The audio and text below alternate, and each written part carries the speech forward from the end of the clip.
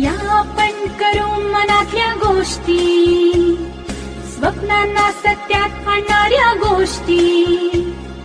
देश विदेश शहर असू दे गाव, घरोघरी पोहोचे रेडिओ FTI. या तर मग करू मनातल्या गोष्टी. रेडिओ FTI, तुमचं चॅनेल, तुमचं व्यासपीठ. श्रोते हो नमस्कार.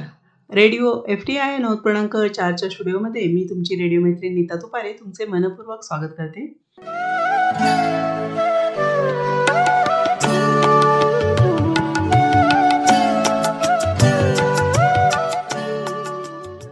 श्रोते हो नमस्कार. मी आपला रेडिओ मित्र नागेश हुलवळे.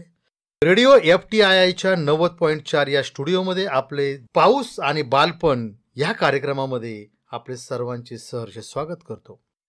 आज आपल्या स्टुडिओमध्ये आपल्या सर्व रसिकांना भेटण्यासाठी, कवितांचा पाऊस पाडण्यासाठी आलेल्या आहेत सुप्रसिद्ध कवयित्री योगिता पाखले आणि सोबत बालकवयित्री सई हुलवळे. मी आणि डॉक्टर प्रवीण डुमरे हे आज आपल्यासाठी या कविता सादर करणार आहोत, पाऊस आणि बालपण. नमस्कार मंडळी. पाऊस हा आम्हा सगळ्यांनाच खूप आवडतो नाही का? आणि लहान मुलांचं तर विचारूच नका.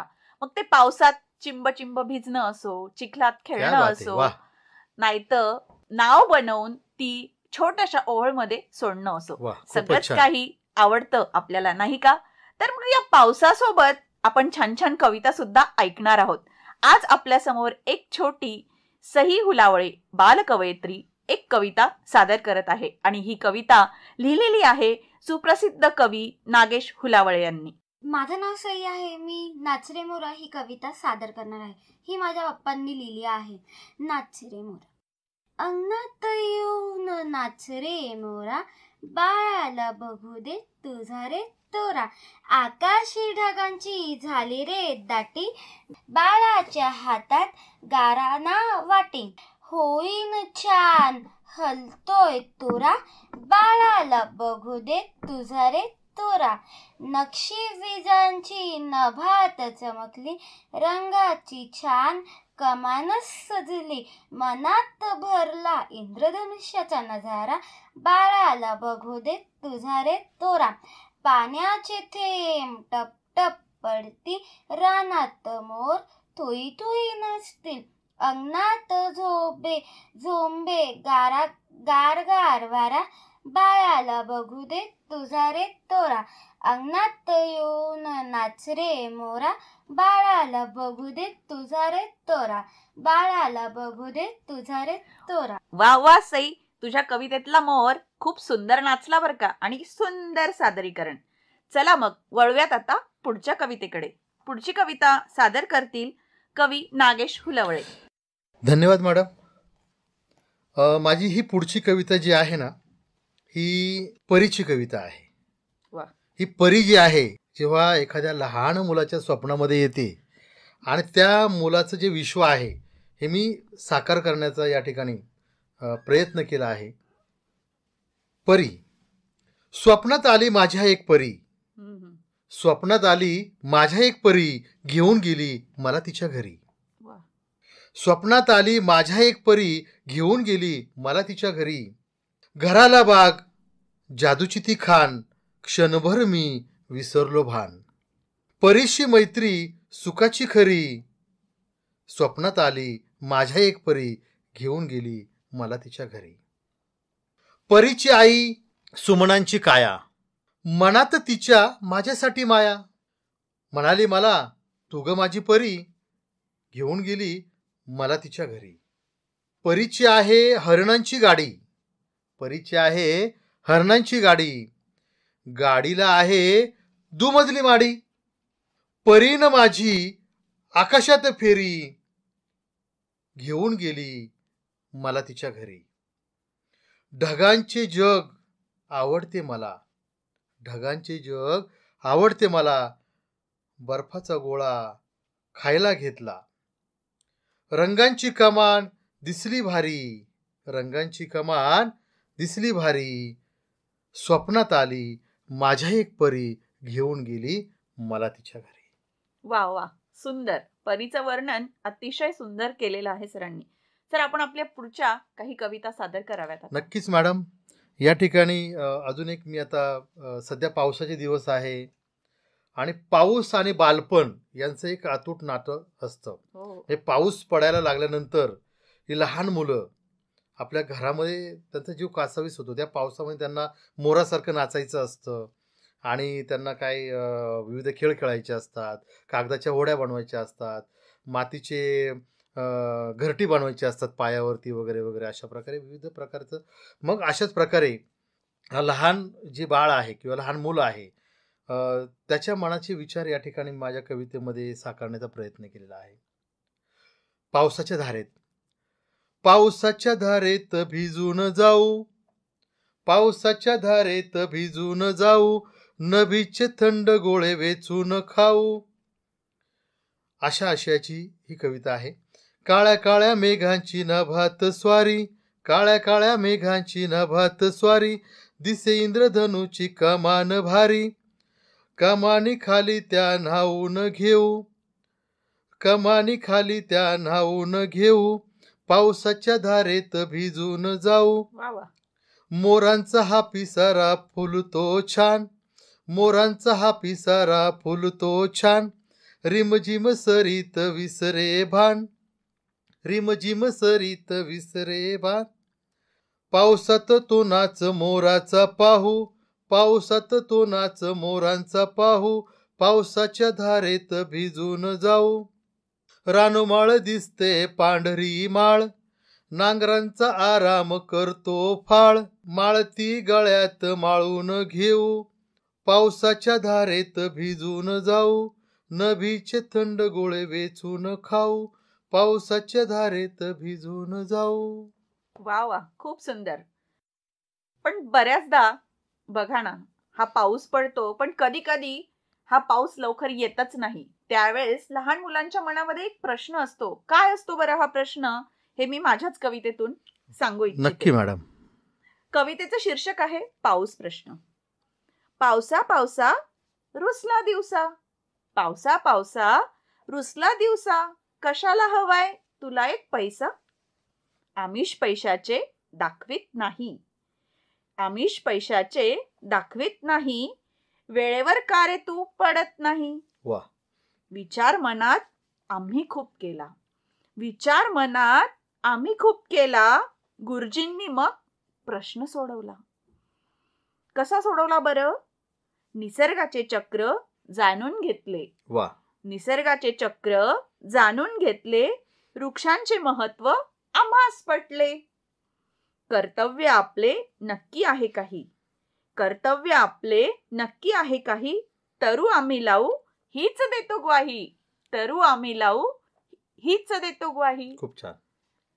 तर लहान मुलांना पावसासोबत त्याची कर्तव्याची जाणीव आणि जबाबदारीची जाणीव तुम्ही करून दिलेली आहे. अशा आशयाची ही एक सुंदर कविता आहे. मॅडम, आपली दुसरी कविता आपण सादर कराल? नक्कीच सर. मग आम्ही लहान मुलांनी सगळ्यांनी वृक्ष लावल्यानंतर पाऊस कसा रुसेल बरं?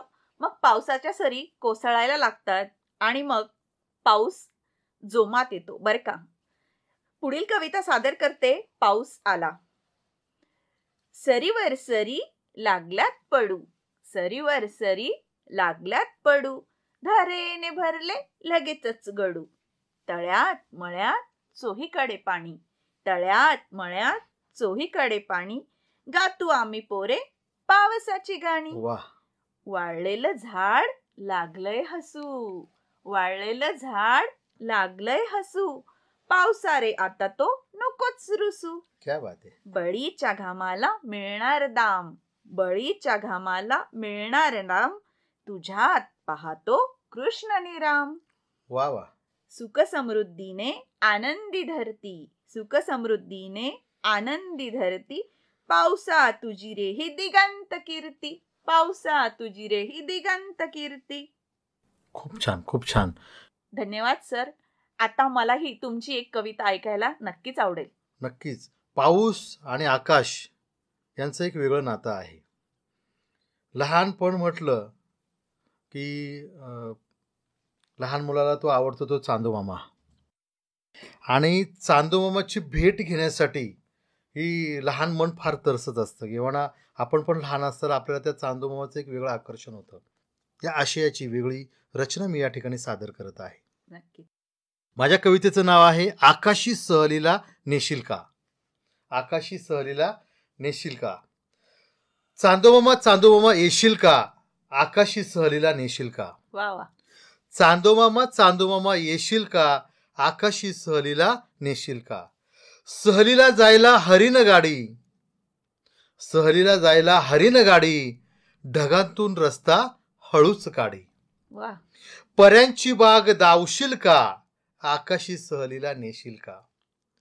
सप्तर्षीचे तारे दिसतात छान, सप्तर्षीचे तारे दिसतात छान, बघतात विसरून जाते भान.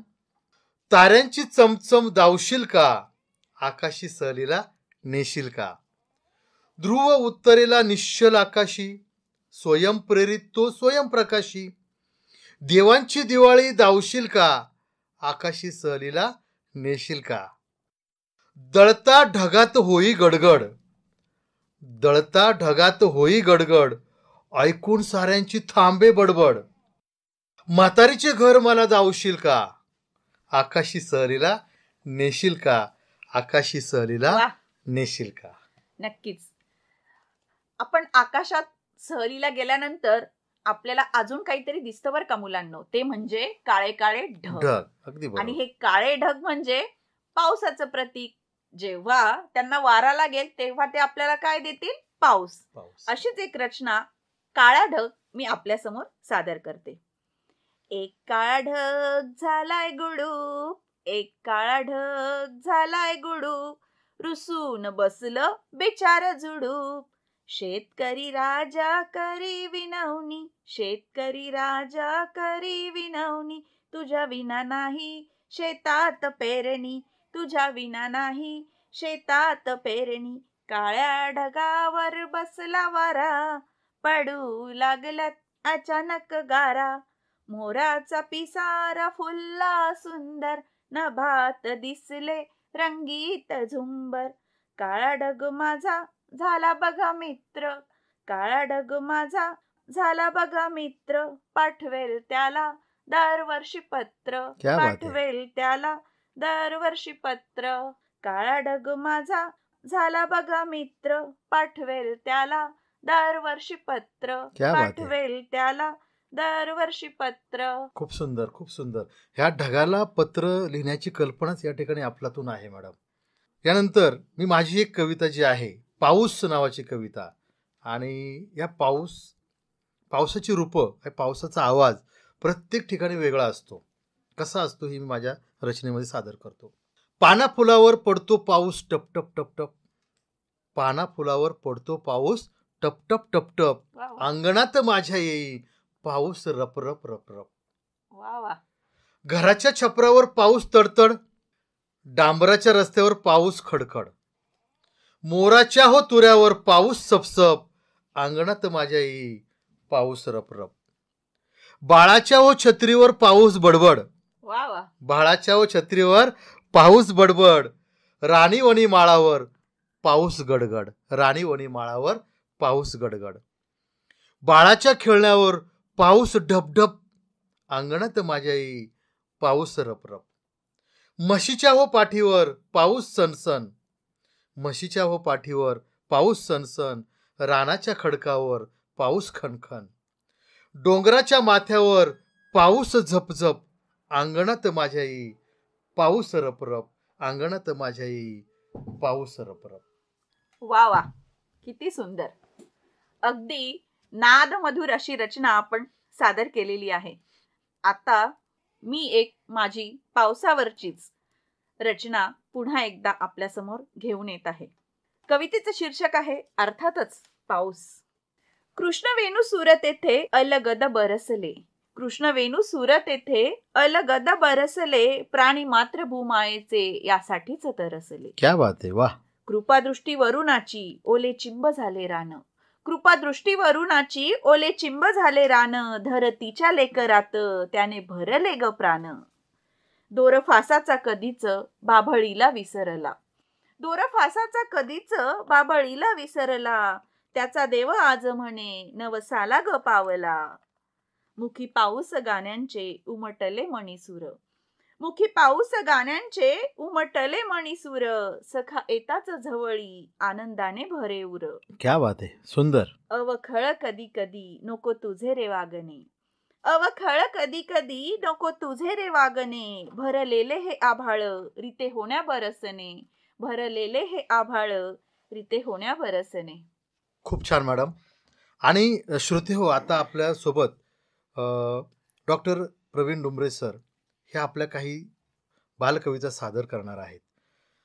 डॉक्टर प्रवीण डुमरे हे ओतूर शिवजन्म जुन्नर भूमीतील सुप्रसिद्ध वैद्यकीय क्षेत्रात कार्यरत असणारे व्यक्तिमत्व आहे.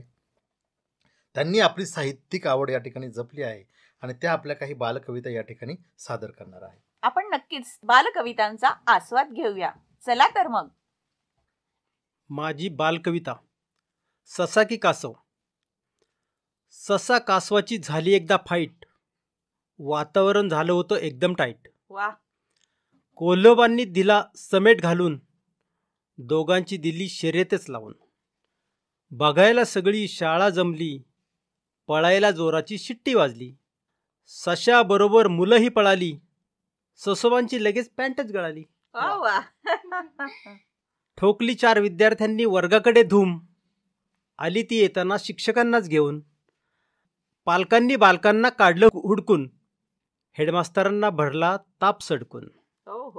मुलांच्या पाठीवर पडताच वळ. कोल्हवांनी तिथून काढला पळ. सशाच्या पॅन्टचं तुटलं होतं हुक. कासवालाही लागली होती भूक. शेवटी शर्यत झालीच नाही. जिंकलं कोणते सांगाल काय. पॅन्टच्या हुकाने साधला होता डाव. डराव करत बेडूक पळाला की राव. वा वा वा, खूप छान. पाऊस म्हटला की बेडकाचं डराव डराव आपल्याला ऐकू येतच नाही का. तर अशीच एक आपण पुन्हा एकदा बालकविता ऐकूयात डुमरे सरांची. माझी दुसरी एक बालकविता. परीचे गाणे. सांगणारे बाळा उठणार कधी. झोपेतच खुदकन हसणार कधी. चिव काऊची गोष्ट तुला सांगतो रे बाळा. वाजव एकदा तुझ्या पायातला वाळा. बैस माझ्या पाठीवर घोडा मी होईन. छोट्या छोट्या मुलांची गाणी मग गाईन. आई गेली ड्युटीवर. बाबा ऑफिसला दूर. शाळेला होईल उशीर. कानात करू का फूर. परीच्या गालावर आले छान हसू. हसून हसून दोघे आपण लोळत बसू. सांगना आदवी बाळा झोपणार कधी. खेळून मळले पाय धू देना आधी. वा वा वा, खूप सुंदर. श्रोते हो, आज आपण पावसाच्या सरींबरोबर कवितांच्या सरींमध्ये सुद्धा चिंब चिंब भिजलो आहोत. तर नक्की या पावसाचा आनंद घ्या आणि या कविता ऐकत राहूयात. आणि आपण आता पुढील कार्यक्रमामध्ये नक्की भेटूया. तोपर्यंत श्रोत्यांना नमस्कार. आणि आज या ठिकाणी या कार्यक्रमामध्ये सहभागी झालेल्या सर्व मान्यवर कवींचे या ठिकाणी 90.4 तर्फे मनपूर्वक धन्यवाद.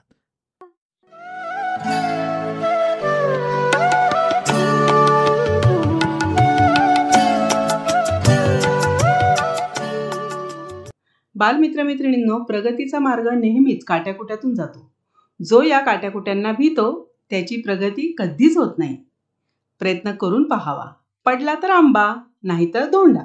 या संदेशासह मिनिता या कार्यक्रमातून आपली रजा घेते. पुन्हा भेटूयात पुढील भागात. तोपर्यंत ऐकत राहा तुमचा आमचा आपल्या सगळ्यांचा लाडका रेडिओ FTII 90.4 मेगाहर्ट्झ. धन्यवाद. रेडिओ FTII तुमचं चॅनेल, तुमचं व्यासपीठ.